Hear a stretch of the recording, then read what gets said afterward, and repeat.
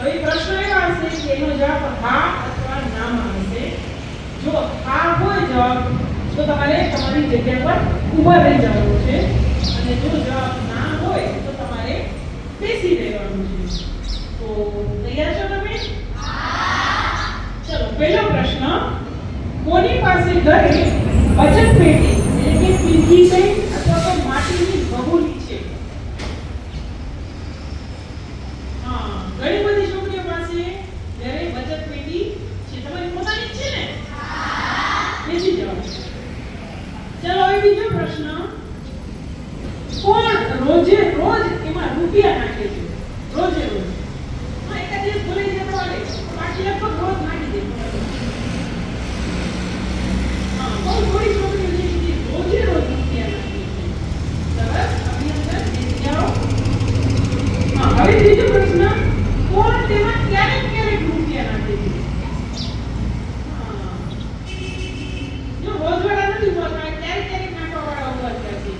બહુ સરસ, સરસ આદત છે, બેસી જાઓ. હવે ચોથો પ્રશ્ન છે, કોણ કોણ શાળા માટે વસ્તુઓ, પ્રવાસ, દાગીના વગેરે લેવા માટે રૂપિયા ભેગા કરે છે? પિગી બેંકમાં. પિગી બેંકમાં તો પર્સનલ ભેગા કરતા હશો ને? પર્સનલ રાખીને હું પ્રવાસ નથી કે કરતા હે ને? બહુ સરસ, ઘણી બધી છોકરીઓ સમજે છે, બચત કરે છે. બેસી જાઓ. હવે છેલ્લો પ્રશ્ન, ફરી પાછો પ્રોમિસ વાળો આવ્યો, કોણ હવેથી બચત પેટી ખરીદીને રોજે રોજ બચત કરશે?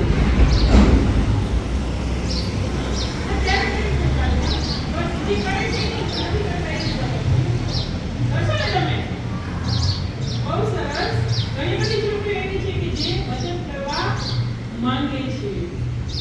હા, બેસી જાઓ. સરસ. તો આપણા 5 સવાલ તો તેને પૂરા થઈ ગયા, પણ આપણે ખબર પડી કે કેટલી બધી છોકરીઓ છે જેને ઘરે પિગી બેંક છે, જે લોકો પૈસા ભેગા કરે છે. કેટલીક છોકરીઓ એવી હશે કે જે પૈસા એટલા માટે ભેગા કરે કે મમ્મી પૈસા વાપરવા દે, પોકેટ મની આવે ને લે 10 રૂપિયા રોજ તું વાપર દે. તો ઘણી છોકરીઓ નાસ્તો લઈ ભાગ લઈને ખાઈ જતી હશે. વિચારમાં ન થઈ શકે, ઘરે ખાઈ જાય. તો ઘણી છોકરીઓ એવી હશે કે ના ના પ્રવાસે જવાનું હશે તો 400 રૂપિયા પડશે, પપ્પા દે કે ના દે, મારી કંપનીમાં હોવા આપે, મારી બેંકમાં હોવા આપે, તો એ રીતે ભેગા કરે. ઘણી છોકરીઓ એવી છે કે મારા બે વખતે મારી પાસે હતી એવી છોકરીઓ કે જેની છે ને તે માટી ઝાંઝરા દેવાતા હોય. તો એ કે મમ્મી પાસે પૈસા ભેગા નથી થતા એટલે એ પોતાના પૈસા ભેગા કરે, પોતાના ખર્ચે જીવનની ઝાંઝરા.